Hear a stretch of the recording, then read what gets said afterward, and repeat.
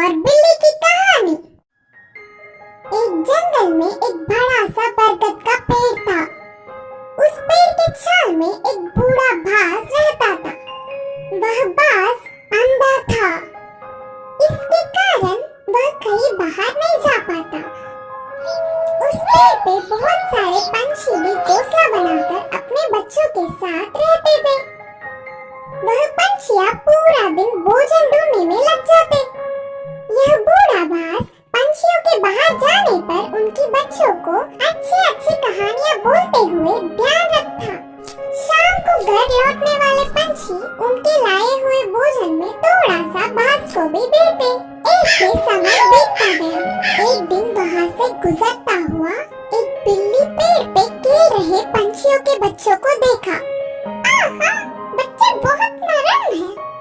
इनका मौसम बहुत ही अच्छा होगा। इतने स्वादिष्ट खाने को मैं अपने सामने रखकर पूरा जंगल घूमता रहा। सोचकर उन्हें खाने उस पेड़ पर चढ़ गया। उस बिल्ली को देख सारे पंछियों के बच्चे डर के चिल्लाने लगे। वह आवाजें सुनकर बाज छाल से बाहर आकर कौन है वो करके गुस्से में चिल्लाया। उस चिल्लाहट सुनते ही बिल्ली के ऊपर के प्राण ऊपर ही गए। उधर उन बच्चों के अलावा कोई नहीं सोचकर पेड़ चढ़ गया था। पर अब बाज को देख कांपने लगी। बचने के लिए उसे कोई रास्ता नहीं दिखा।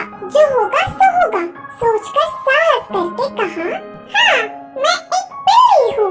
आपकी आज्ञा के बिना इस पेड़ पर चढ़ के आने के लिए माफी चाहता हूँ। तब तुरंत बाज, क्या तुम बिल्ली हो? पहले इस पेड़ से उतरकर चले जाओ, नहीं तो तुम्हारे प्राण ले लूंगा, बोलकर चेतावनी दी। हाँ, पर अब गुस्सा ना हो। मेरा जन्म बिल्ली जात का होने पर भी उस जात के लक्षण नहीं आए। मैं मांस नहीं खाता, ऊपर से ब्राह्मण हूँ। इस जंगल के पंछी जानवर तुम सब बहुत ही अच्छे हैं करके तुम्हारे लिए अच्छाई सुनकर तुमसे दोस्ती करने के लिए आया हूँ। बिल्ली ने बहुत ही होशियारी से कहा। बिल्ली की बातें सुनकर बाज बहुत खुश हुआ। इससे बिल्ली बाज की और तारीफ करने लगी। उस दिन से दोनों अच्छे दोस्त भी बन गए। तब से हर दिन वह बिल्ली पंछियों के ना होने के समय पर बाज के पास आकर 1 घंटा बातें करके चली जाती। बिल्ली के मीठे मीठे बातों से पंछियों के बच्चे उससे अच्छे से मिल गए। ऐसे कुछ दिन बीत गए।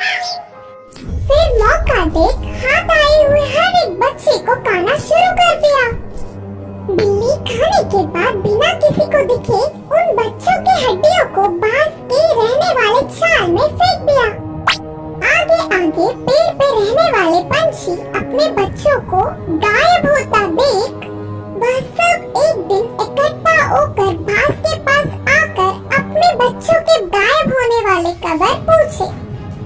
अंधा बाज उसे कुछ नहीं पता, लेकिन सारे पंछी बाज के घर जाकर देखा तो पूरा छाल पंछी के बच्चों की हड्डियों से भरा पड़ा था। बिल्ली के बारे में ना कुछ जाने बिना सारे पंछी बाज ही उनके बच्चों को मारकर खाया होगा सोचकर उस बूढ़े बाज को अपने नुकीले चोंचों से वार कर करके मार दिया। करके पीड़ित होते हुए बाज ने अपने प्राण छोड़े। इस कहानी की शिक्षा है कि जन्मजात